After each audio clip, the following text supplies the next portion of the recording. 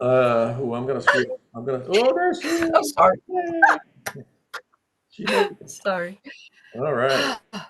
I'm going to screw up some last names here, but hey, so this is the Floral Roundup. These people and I travel the world, and we bump into each other in different countries and different cities and at events. And I thought it'd be interesting if we could sort of share some of our thoughts because we, as journalists, go into these shows or events, not buying flowers, not selling flowers, perhaps just going in there to listen and learn and find out what's going on. So maybe we have a unique perspective of what goes on. So I was thinking, we can maybe do a roundup over what's happened in the last 12 months or 18 months or something, and there's been a lot going on. Um, so we have two European representatives here and two Floridians, I guess, at this point from the U.S. We have Arnold from Thirst. I won't even try your last name, Whitlock, right, or something. Witkamp. Witkamp. Witkamp. And Witkamp. we have Elita from Floral Daily. And Elita, come on, help me with your last name. Telecope. Yeah, okay, there you go. So, and we have Sadid Hameen, Sahid You can Naheem. get that right. Get that right. I got it. Said From Naim. Said Green Naeem. Bloom Said Naeem. Solutions, and myself, Willie from Flowers and Scents. So, maybe to kick this off, Arnold, let's start with you. What you find this year? You've been all over the place like the rest of us. What's happening in your sector? Well, if you talk about market demand and production-wise, as you mentioned, I'm not a seller, but we do hear quite a lot. It's been a difficult year in Africa. Um, there is this kind of moth problem on farms, which when they find it, they just close your farm for a week. Mm. The weather was very humid in Africa, so there was less production. I think demand was quite good. Prices overall, I think, were okay. Don't hear too many complaints. Growers tend to complain a bit. The US, harder to tell for me. I think the demand of Russia disappeared. So for Ecuadorian farms who were Russia oriented, we know they change markets. I just visited some farms last week for a project we do for one of the rose breeders. And we visited Star Roses, which is typically a Russian oriented farm. Mhm. They're now going to access the US market. It's been, I think, and overall, I think it's been a good year for cuts flowers. Plants in Western Europe was more difficult. Green plants, especially, prices were low. Flowering plants, I think, okay.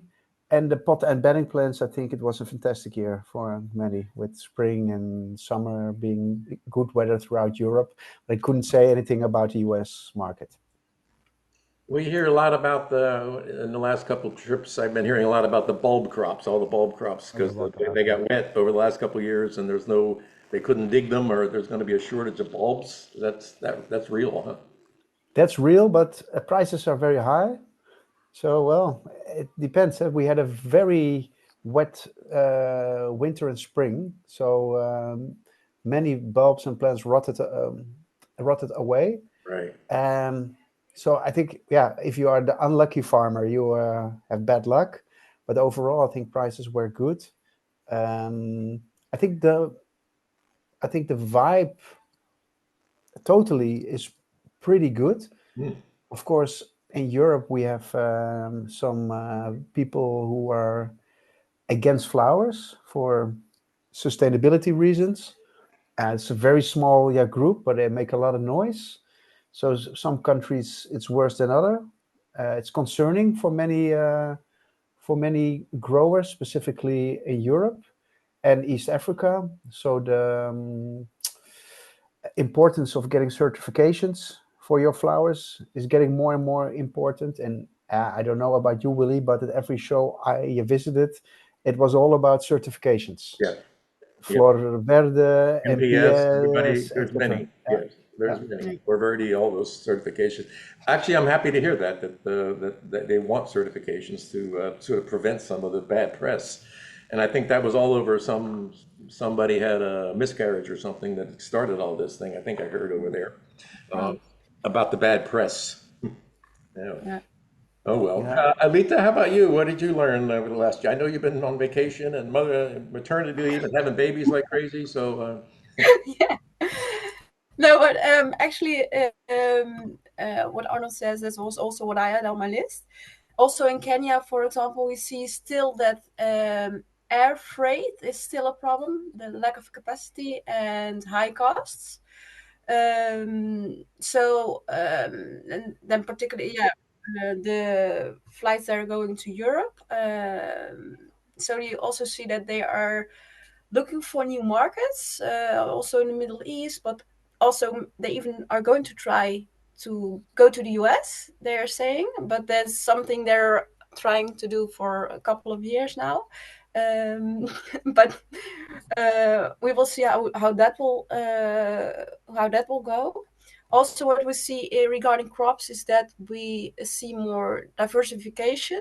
So they're starting to grow more flowers. That's actually what you see also in Latin America.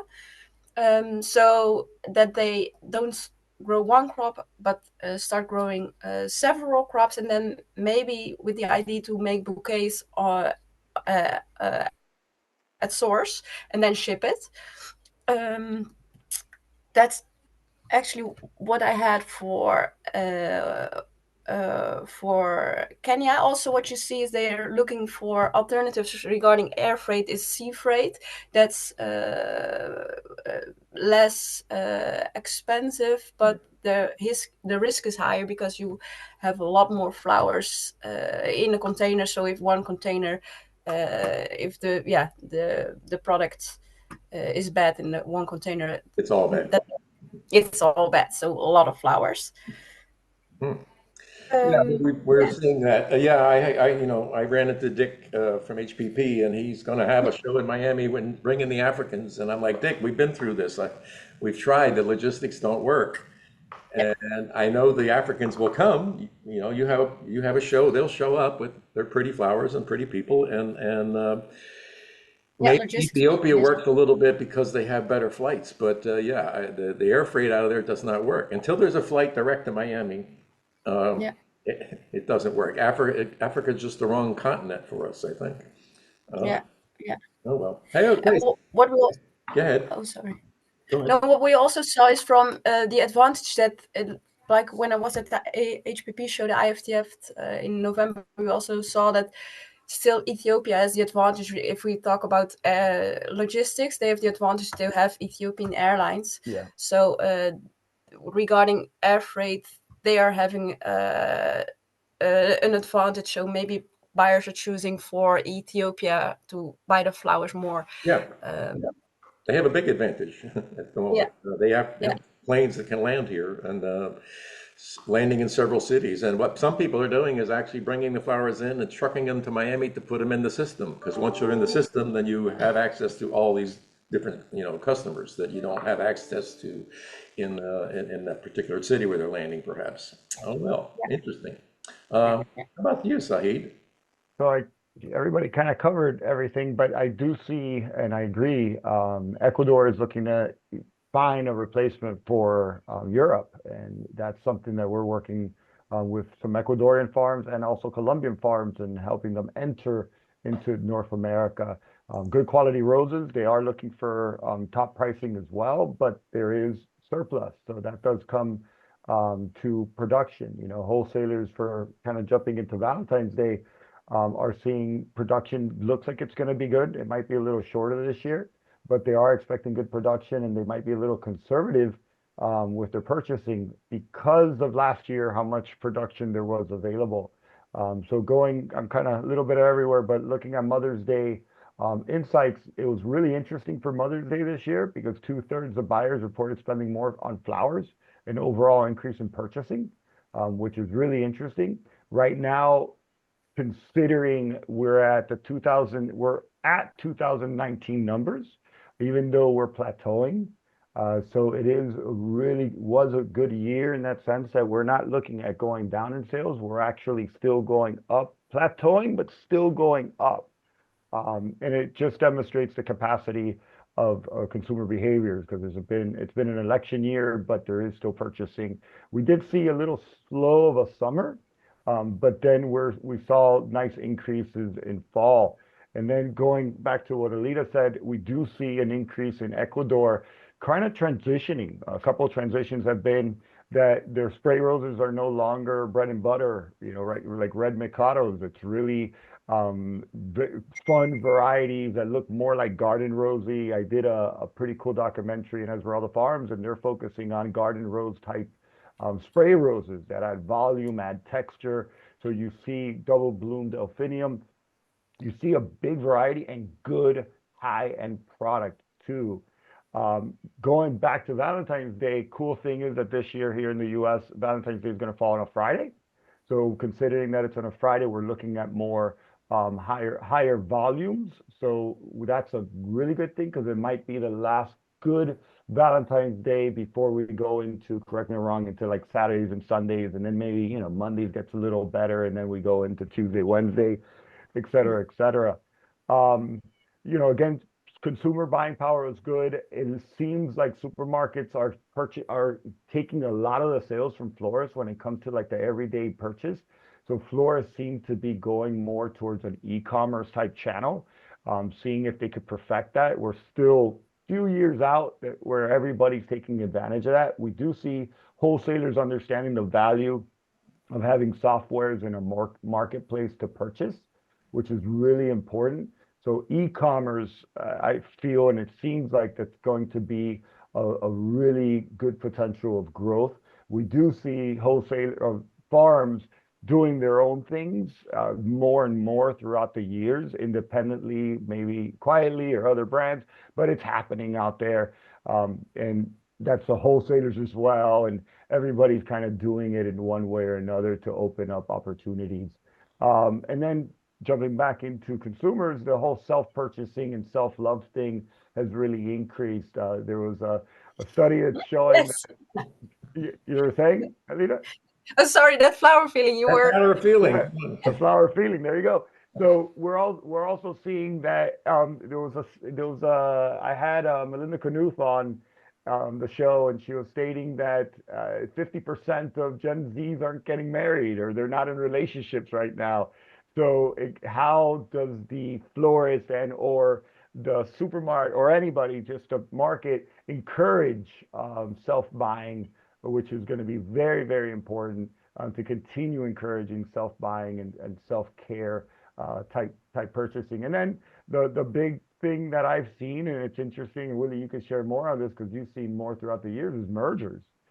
We just saw Elite buying Color Republic, Tessa buying Ponte Teresa, and there's one more I heard of happening today. I can't share yet, but one more I heard. So I haven't seen this many mergers since and consolidations since COVID and or since 2008. But Willie, you would know more when it comes to that. But overall, it looks like a great year. It was a great year. I know I have a lot of information because I've been doing a lot of traveling um, and a lot of interviews. So the information comes from different angles when it comes to North America. Wow. Okay. Thank you for that. Hey, look, for me, the one word that sums up the whole year is consolidation. Yep. Elite has bought everybody that will hold still long enough, and continues to buy everybody, and position himself in the market.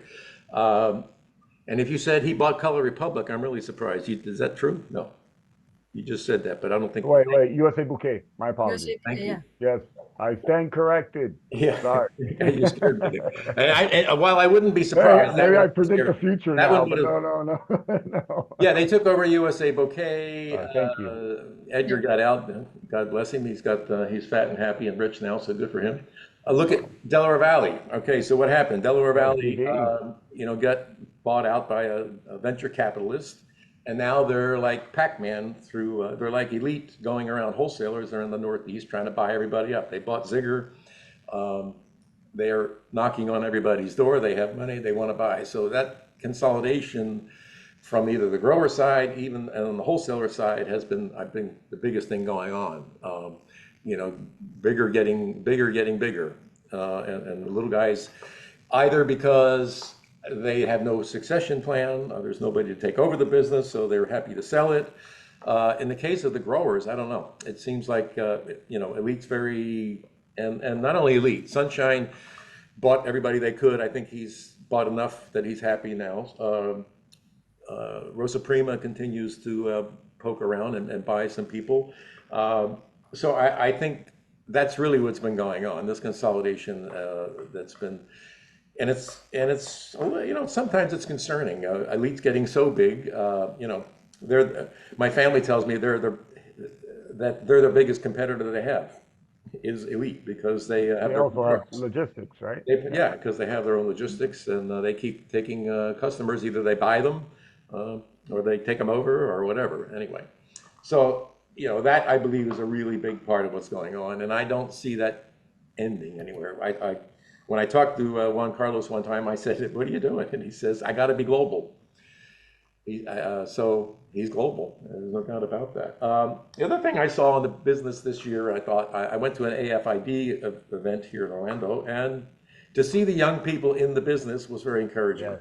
There was a lot of enthusiasm, a lot of young people, a lot of next gens and stuff. So I'm really encouraged because that's been sort of a weak point in our business plan, I guess, is having no succession.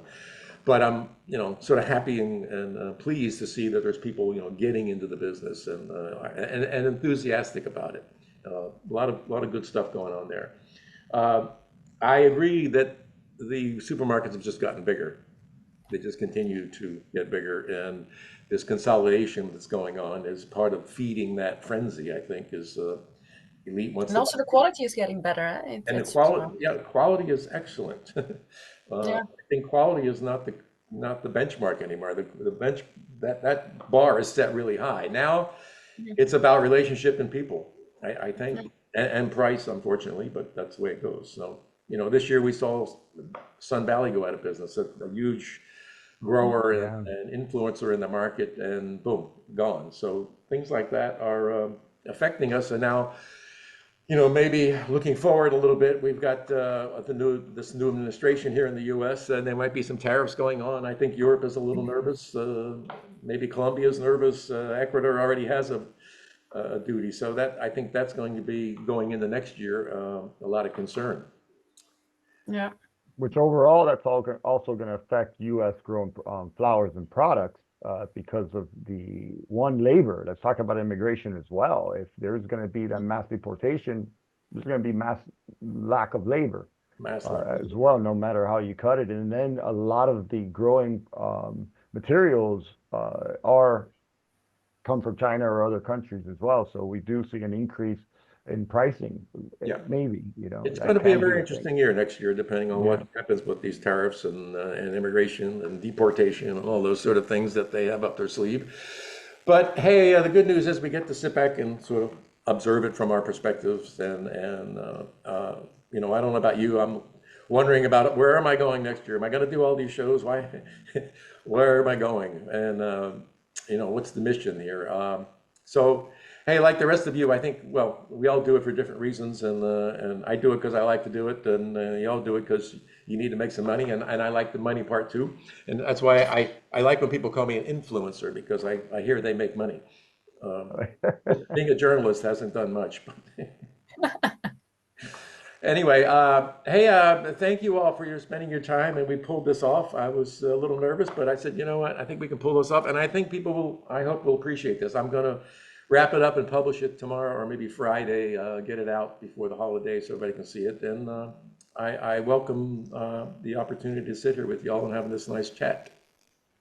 Let's do this again. Appreciate you for the time. Let's do it again. Yeah, Thank you for your time. I think it's good. And again, since we all get to do this, and why not? Why not share our thoughts and with the people that we write for? So thank you all for your time, and you all have a nice holiday. Thank you. Happy holidays. Good Take care, everybody. Thank you, Willie. Happy Thank you. holidays. Okay, Okay. see you. Hey. Doei, doei. Bye. Feliz Navidad.